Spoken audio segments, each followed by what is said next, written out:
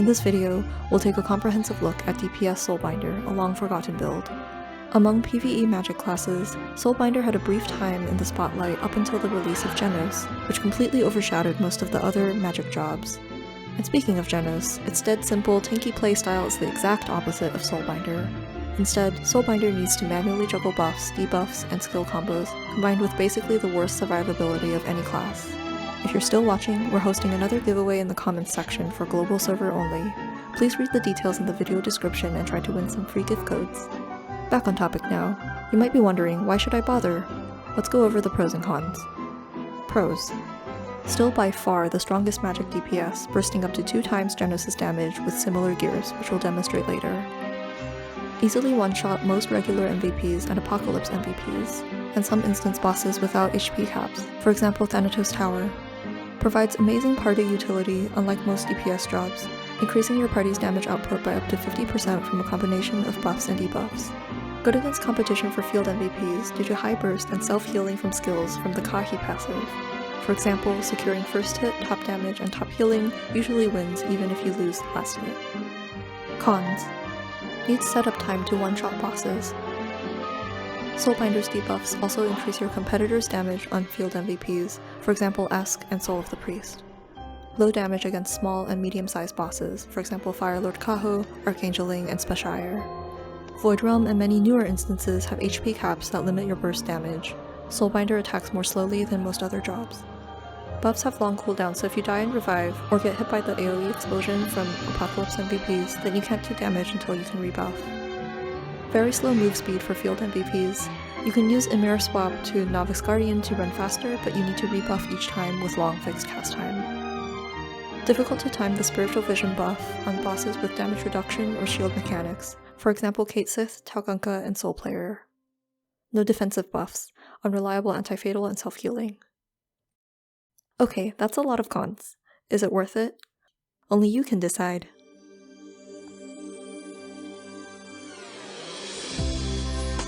There are a few critical pieces to increase Soul Binder's DPS. We'll summarize these now and then explain them in detail later in the video. 1. All-Purpose S Star Rune. This is the Esma rune, which can increase your damage by up to 100% from the first and third lines.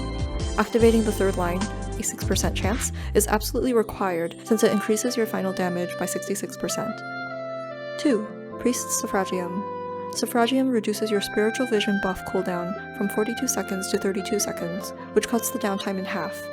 Since you deal almost no damage during Spiritual Vision downtime, Suffragium is critical for maintaining your DPS in longer fights. 3. Soul Anthem Star Card. This is the class card for Soul Binder, which lets you spam Esma without activation skills. Of course, you don't need this card for one-shotting bosses. When combined with Priest's Suffragium, this card alone can double your damage, reducing Esma cooldown to 1 second. You can craft the card at King Pouring, but it requires some possibly rare mini-boss cards, specifically Owlduke and Wood Goblin and 4500 Nolans. Let's quickly demo this on our home dummy. With no card and no Suffragium, we do 500 million DPS over 10 seconds. With Soul Anthem Star Card and Suffragium, we do 1 billion DPS over 10 seconds. 4. Devourer of Souls. The class-specific weapon is expensive, but there are no cheaper options. Plus 10 refine is usable if you can't afford plus 15. The tier 5 effect gives a huge boost. However, the damage increase is not final damage, but rather minus 15% physical and magical reduction on the target, like Esk, which affects all players and not just yourself. So while it helps your teammates, be careful about buffing your competitors on field MVPs. 5. Luck Stat. You'll need to pump your luck stat as high as possible because every 3 luck will increase Esma final damage by 1%, and every 6 luck increases spell crit damage by 1% additionally. Aim to roll luck and chance on all your gears if possible. The unrealistic maximum is 8 luck on all 12 slots for 96 luck total, or 32% final damage and 16% spell crit damage. Remember that you can now reroll the third attribute on your 4th enchants, which actually has a much higher chance of getting luck than regular rolls. You can also upgrade attributes using Gold Mora, but it's expensive.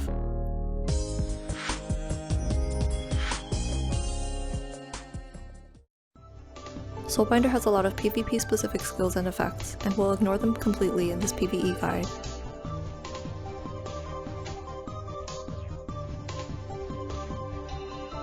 Here are the basics, more details later. Elements. Spiritual Vision buff treats all enemies as Ghost Element. Warm Wind lets you attack with any element. Pick Ghost and you'll deal 2 times damage to everything from Elemental Advantage. Size. Weight of Soul passive applies size modifiers to magic damage, unlike all other magic classes. This is why it's important to maximize damage to large. Damage. Esma is the only real damage skill, and you should expect to only be doing good damage during Spiritual Vision, which does not have 100% uptime. Spend the downtime to rebuff and debuff instead of continuing to attack. If you have Priest's Suffragium, downtime is short, otherwise it's quite long. Buffs. They have long fixed cast time and long cooldowns, the bane of this class. Debuffs. You need to rotate Offensive Souls on enemies off cooldown at all times to maintain your damage.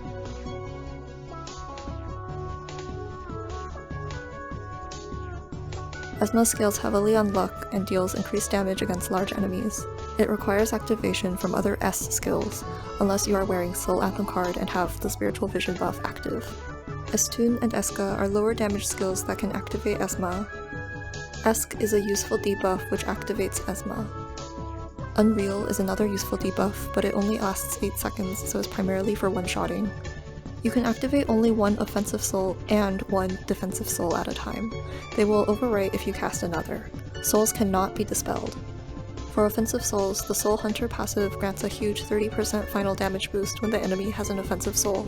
You get another minus 15% reduction from your Weapon Tier 5 effect. Soul of the Priest automatically luxes your target, but the uptime is not 100%. Soul of the Summoner uptime is 100%, but doesn't increase your damage. For defensive souls, the Kaisel passive will auto-revive players if they die with a defensive soul. However, only Soul of the Sage can be casted on yourself, and you can use it as an anti-fatal. This skill is obtained from the Adversary of Magic S rune. Soul of the Ninja and Soul of the Blacksmith are useful buffs for magic and physical classes respectively. You can also cast Soul of the Blacksmith on support classes to auto-revive them since the duration is over 2 minutes long. In your Prepare for Elite, put Warm Wind, Soul Gathering, and Soul Reaping Ceremony. Optionally, you can add Spiritual Vision, but you need to be careful of the long cooldown. You should recast Prepare for Elite every 60 to 80 seconds and cast Spiritual Vision separately. Note that Prepare for Elite will have a long, fixed cast time. Soul Binder has few utility skills. The main skill is Soul Walker, which increases move speed and provides physical damage immunity, as well as large healing through the Kahi passive. However, this will fully drain your SP unless you have the Underworld Roamer S-Rune 3rd line activated. You can also use Play Dead for additional healing due to the Kaina passive, which restores 10% HP and SP every second.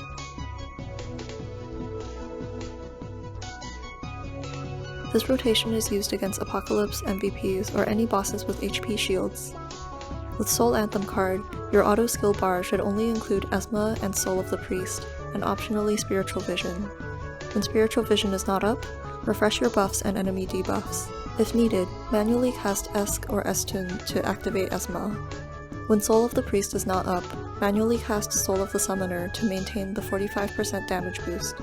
Manually recast Prepare for Elite every 60 to 80 seconds.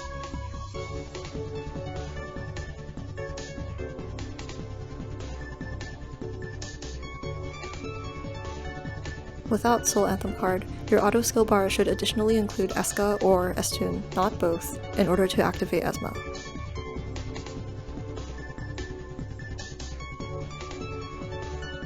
This setup is specifically for bosses you can kill in one hit or a few, like field MVPs and Thanatos Tower bosses. Buffs in order. Prepare for Elite followed by Spiritual Vision. Debuffs in order. Soul of the Priest, then Unreal, then Esk. Esma. Repeat and activate with Estune if needed. You can skip Unreal and or Esk if you already have enough damage, since these will waste time especially on field MVPs. If you need more damage, you can swap out Ignore MDef gears for damage gears, and cast Unreal for a minus 100% MDef debuff.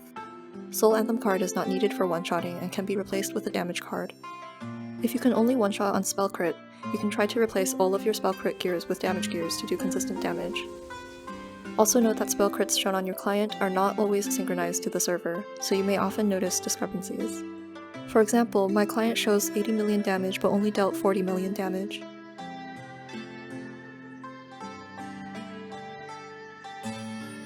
For party content, make sure to keep up all your buffs and debuffs, which can increase total damage output by up to 50%. If you are trying to DPS, you should cast these skills manually, but AFK autofollow buffers can put them in the autoskill bar.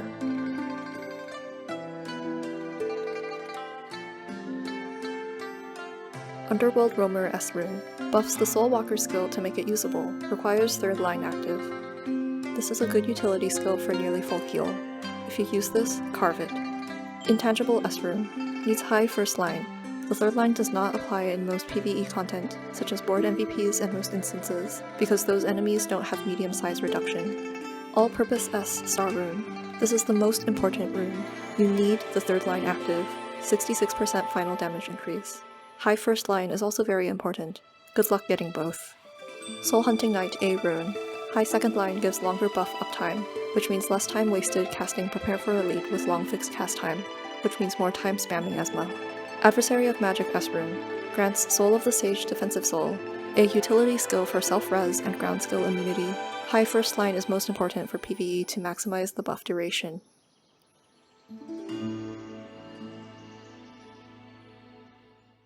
Your base stats should be Max Int, Max Luck, Rest into Vit. You might want to use 2 separate builds with different amounts of Ignore MDef, 160% Ignore MDef for field MVPs, and 200% Ignore MDef for instances. For example, my 160% build uses Web Offhand and Munak Star card. My 200% build uses Skull Offhand. Keep in mind that Apocalypse MVPs have 30% additional MDef, requiring up to 190% Ignore MDef. Certain map buffs also increase your Ignore MDef stat by 30% in Komodo maps and Soul Hunting Ground.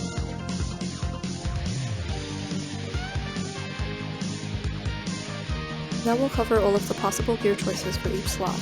For enchants, prioritize luck on every slot to boost damage from Esma and spell crits. The 4th lines are the same as other magic classes: Insight, Arcane, and Anti-Mage.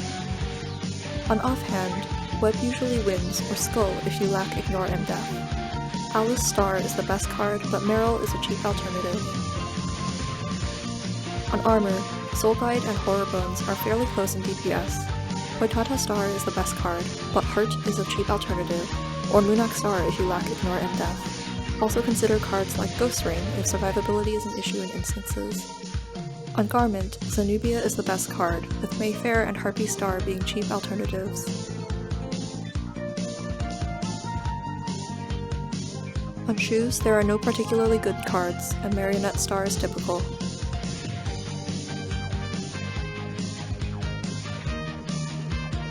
On accessory, Clip usually wins. Witch of Calamity is by far the best card, otherwise settle for any of the cheaper alternatives. On weapon, you must use the DPS size. 2 Minoris Star cards is typical, or use 1 Shell Chapet Star for higher spell crit rate. On headgear, Music of Soul is the best, followed closely by Koi. Soul Anthem Star card is by far the best for longer fights, or use Soul Player card for shorter fights. On face, many options are fairly close in DPS.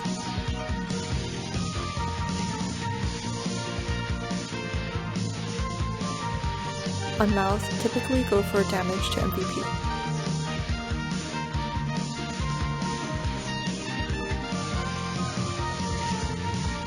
On back, Encomiast is the best unless you are running a non-crit build.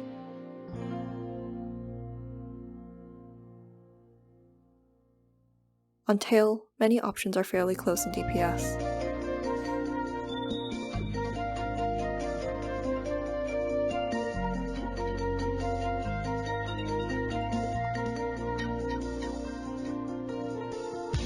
The Oracle Mirror options are the same as other magic classes. Oathbook is the easiest to obtain, but other choices are better if you can get them.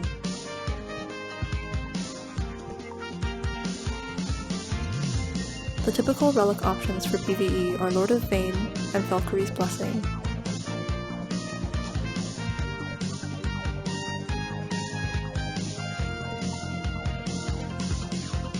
We'll end this video with a lot of tests, first on our home dummy and then on the field MVPs.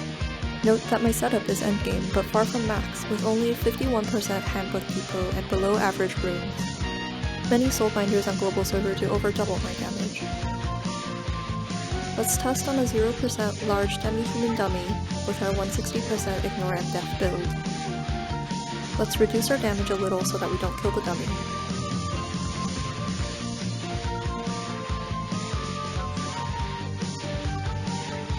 In a solo test, we do 600 million DPS over 10 seconds, dropping to 500 million DPS over 20 seconds.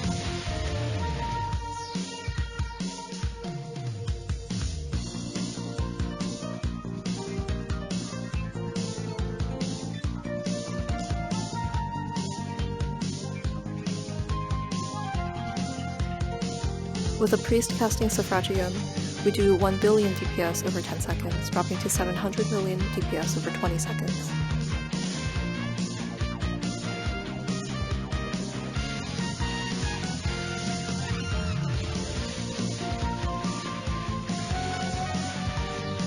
As a quick comparison, let's see how my Genos does with similar gears.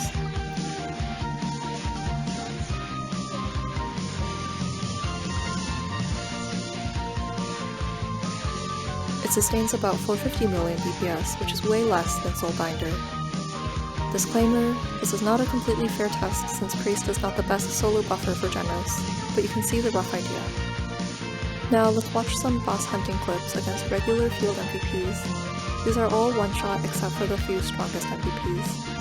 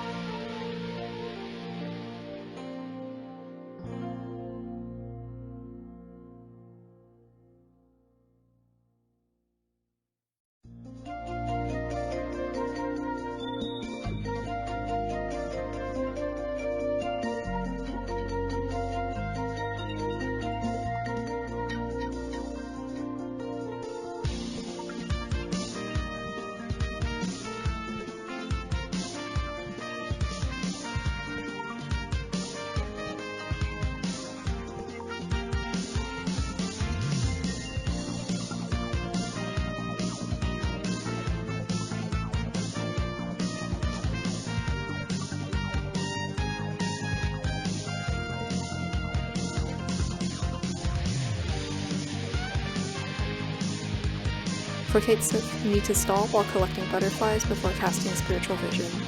You don't want to be in cooldown if competitors show up. Ideally, burst it down in one cycle.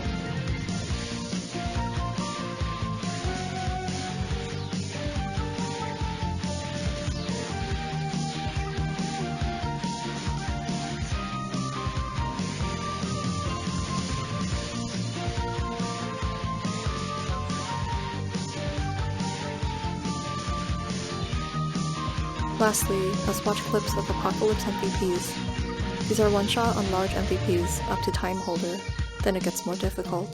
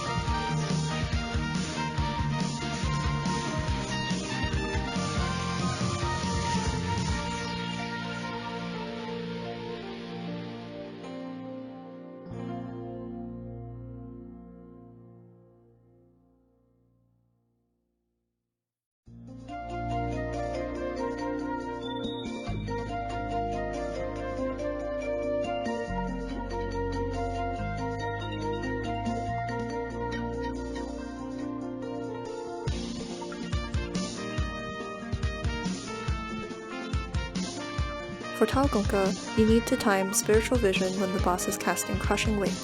followed by Fallen Stone, which removes its shield. Unless your damage is very high, you will probably need to chase it around when it burrows.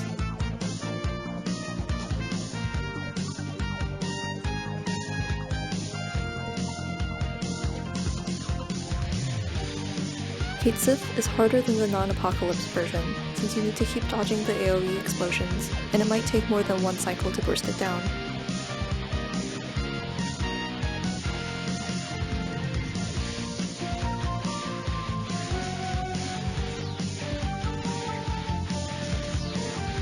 Thanks for watching to the end of this video. Don't forget the giveaway in the comments section for global server. Good luck on your adventures!